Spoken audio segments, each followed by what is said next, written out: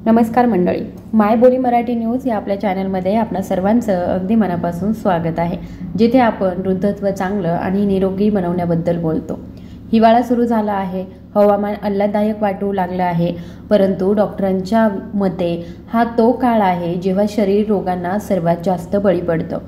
हो, जर तुम्ही नोव्हेंबरमध्ये म्हणजेच हिवाळा सुरू झाल्यानंतर काही पदार्थ खाल्ले तर तुम्ही तुमच्या शरीरामध्ये विषबाधा करून घेऊ शकता। यकृत कमकुवत होऊ शकतं, हाडे कडक होऊ शकतात आणि तुमची रोगप्रतिकार शक्ती देखील बिघडू शकते। डॉक्टरांनी स्पष्ट इशारा दिला आहे, नोव्हेंबरमध्ये म्हणजेच हिवाळ्यामध्ये हे पदार्थ हळूहळू पसरणारे विषासारखे आहेत, म्हणून काळजीपूर्वक ऐका, कारण चुकूनही ते खाणं तुमच्या आरोग्यासाठी हानिकारक असू शकतं। नोव्हेंबरमध्ये तुम्ही कोणत्या 7 विषारी गोष्टी खाऊ नये ते आपण जाणून घेणार आहोत। नंबर 1 वरती आहे थंड दही किंवा मग ताक। हे एक नंबर 1चं विष आहे हिवाळ्यामध्ये। हिवाळ्यामध्ये दही आणि ताकपेक्षा हानिकारक जास्त काहीच असू शकत नाही। तुम्हाला वाटतं की कॅल्शियम देणारं दही आहे आणि ते पचनसुद्धा सुधारतं, पण डॉक्टर म्हणतात की नोव्हेंबर ते फेब्रुवारी या काळामध्ये थंड दही किंवा मग ताक खाल्ल्याने शरीर थंड होत नाही तर शरीर आजारी पडतं। जेव्हा हवामान थंड असतं तेव्हा आपलं शरीर त्याची उष्णता वाढवण्याचा प्रयत्न करतं। अशा परिस्थितीमध्ये जर तुम्ही थंड दही किंवा मग ताक खाल्लं तर ते पोटात जातं आणि थंड विषासारखं काम करायला सुरुवात करतं। परिणामी काय होतं, घशामध्ये श्लेष्मा, सर्दी, खोकला, बद्धकोष्ठता आणि पचनाच्या समस्या निर्माण होतात। बरेच लोक दररोज दही खातात आणि त्यांना असं वाटतं की त्यांना काहीही होणार नाही, पण सत्य गोष्ट ही आहे की नुकसान आतून हळूहळू सुरू होतं। आतड्यांमध्ये जळजळ, गॅस आणि कमकुवत रोगप्रतिकार शक्ती हे सर्व चुकीच्या ऋतूमध्ये दही खाण्याचे परिणाम आहेत। जर तुम्हाला दही आवडतच असेल तर ते खोलीच्या तापमानावरती साठवा, थोडंसं काळं मीठ किंवा मग भाजलेले जिरे पावडर घाला, मग दही अमृत बनतं, अन्यथा ते विष बनतं। आणि शक्यतो दही जे आहे ते दुपारच्या वेळेमध्ये खा, रात्री तर अजिबात नाही आणि सकाळी पण अजिबात नाही। जेव्हा ऊन असतं तेव्हा तुम्ही दही खाऊ शकता, ते पण नॉर्मल टेम्परेचरवरती। क्रमांक 2 वरती आहे संत्री, हंगामी आणि थंड फळ, हिवाळ्याचा शत्रू। हिवाळ्यात फळ खाणं आरोग्यासाठी खूप चांगलं आहे, परंतु कोणतं फळ सर्वोत्तम आहे हे जाणून घेणं सुद्धा खूप महत्त्वाचं आहे। संत्री, हंगामी द्राक्षे आणि सफरचंद यासारख्या थंड फळांमुळे या ऋतूमध्ये शरीरामध्ये कफ वाढतो। डॉक्टरांच्या मते यावेळी हवा दमट आणि थंड दोन्ही असते। या थंड फळांमुळे फुफ्फुसामध्ये श्लेष्मा जमा होतो। सायनस किंवा दम्याचा त्रास असलेल्यांसाठी ही फळे थेट ट्रिगर म्हणून काम करतात। लक्षात ठेवा, प्रत्येक ऋतूत प्रत्येक फळ खाल्लं जात नाही। नोव्हेंबरमध्ये पेरू, पपई, डाळिंबसारखी फळे शरीराला शक्ती देतात, तर संत्री शरीराची उष्णता शोषून घेते। डॉक्टर शिफारस करतात की हिवाळ्याच्या सुरुवातीला थंड फळे नव्हे तर फक्त उबदार स्वभावाची फळेच शरीराला आधार देतात। पुढची गोष्ट आहे खूप जास्त चहा, हिवाळ्यातील सर्वात धूर्त विष। हिवाळा येताच प्रत्येक घरामध्ये चहाने भरलेला हंगाम सुरू होतो। उठतात चहा, कामाच्या वेळी चहा, संध्याकाळी पुन्हा चहा, असे दिवसभरामध्ये 4-5 चहा तर नक्की होतात। पण डॉक्टर इशारा देतात की जर तुम्ही दिवसातून 4 कपपेक्षा जास्त चहा प्यायलात तर तुम्ही स्वतःच्या शरीराला विष देत आहात। चहातील कॅफीन शरीरातील आवश्यक खनिजे आणि विशेषतः कॅल्शियम, लोह आणि जस्त यांचा ऱ्हास करतात। यामुळे हाडे कमकुवत होतात, रक्तदाब वाढतो आणि झोपेची गुणवत्ता सुद्धा कमी होते। तुम्हाला वाटतं की चहा तुम्हाला उबदार ठेवतोय, पण खरं तर तो शरीराला आतून कोरडं करतो। ही एक खोटी उष्णता आहे जी काही मिनिटांसाठी टिकते, पण ती डोकेदुखी, पोटदुखी आणि थकवा मागे सोडते। जर तुम्हाला चहाची सवय असेलच तर ती चहा हर्बल बनवा, म्हणजे काय, तुळस, आलं, दालचिनी किंवा मग लवंग यासारखे मसाले खरी उष्णता आणि ताकद देतात। 4 नंबरवरती आहे शिळी ब्रेड किंवा मग थंड पराठे। हे पोटासाठी मंद विष असतात। हिवाळ्यामध्ये बरेच लोक असा विचार करतात की जर त्यांनी कालची उरलेली ब्रेड गरम करून खाल्ली तर काहीही होत नाही, पण डॉक्टर म्हणतात की थंड हवा ब्रेडमधील स्टार्चला प्रतिरोधक बनवते।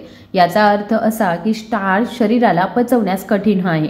जेव्हा जेव्हा ब्रेड पोटात जातो तेव्हा ती पचन संस्थेला थकवते, ज्यामुळे गॅस, पोटदुखी आणि बद्धकोष्ठता यासारख्या समस्या वाढतात। तुम्ही कधी लक्षात घेतलं आहे का की शिळं अन्न खाल्ल्यानंतर तुम्हाला जास्त झोप येते आणि तुमचं पोटसुद्धा जड वाटतं? हा आळस नसतो, हा एक सिग्नल आहे की शरीर विषारी पदार्थ काढून टाकण्याचा प्रयत्न करत आहे। म्हणूनच हिवाळ्यामध्ये ताजे, उबदार आणि हलके अन्न सर्वोत्तम आहे। शिळी भाकरी किंवा पराठे हे केवळ पोटालाच नव्हे तर यकृताला सुद्धा थकवतात। 5व्या क्रमांकावरती आहे दारू आणि बियर. नोव्हेंबरमध्ये हृदयविकाराचा झटका येण्याचं मिश्रण.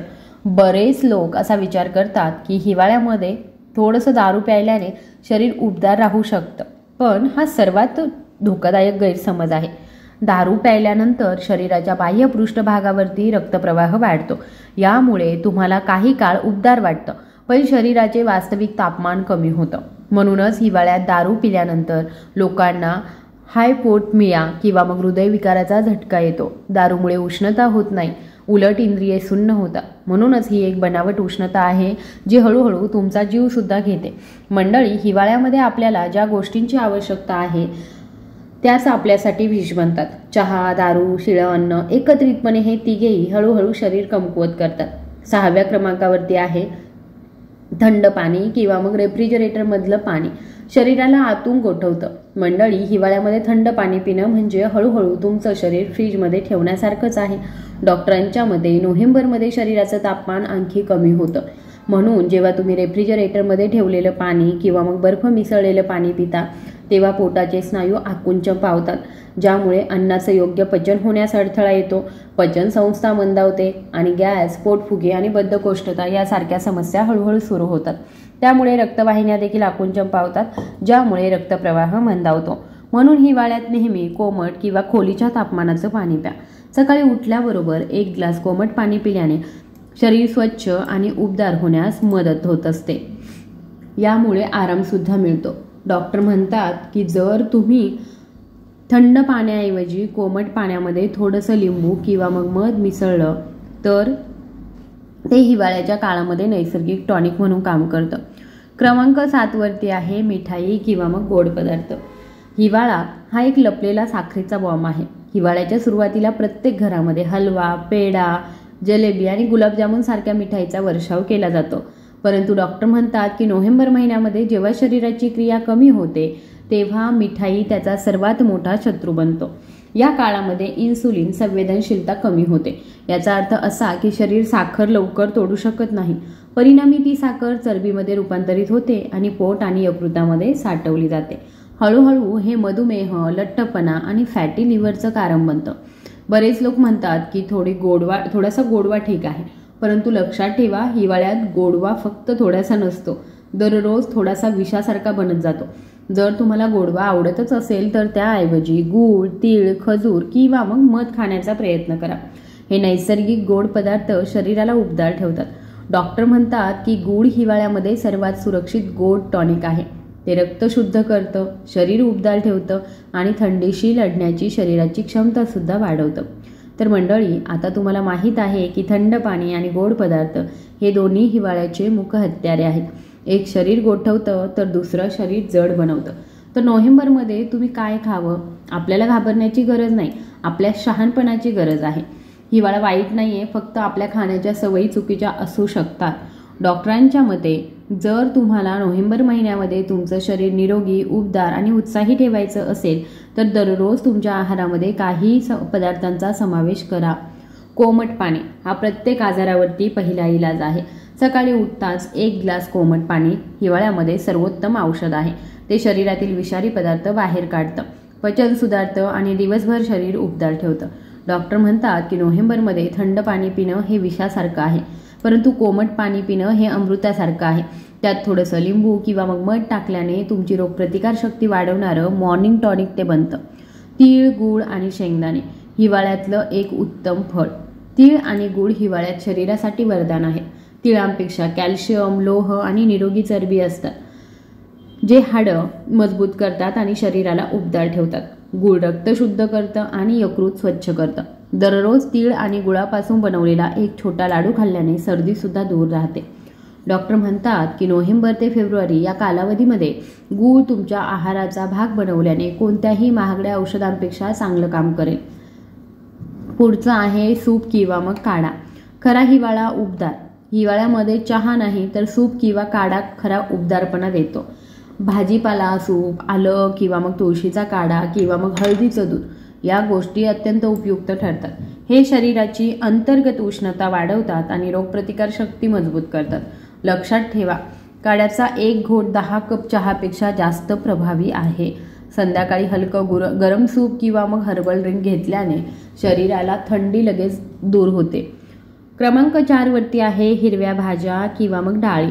एक नैसर्गिक हिवाळी कवच. नोव्हेंबरमध्ये शरीराला भरपूर जीवनसत्व आणि खनिजे आवश्यक असतात, म्हणून पालक, मेथी, मोहरी, गाजर, मुळा आणि हंगामी भाज्या खाण्याचा प्रयत्न करा. डाळी आणि अंकुरलेलं धान्य देखील शरीराची ताकद वाढवतात. लक्षात ठेवा, तुमची प्लेट जितकी रंगीत असेल तितकंच तुमचं शरीर सुद्धा निरोगी असतं. मंडळी, या व्हिडिओमध्ये इतकंच. मला आशा आहे की तुम्हाला हा व्हिडिओ आवडला असेल.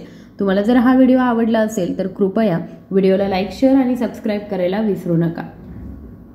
धन्यवाद.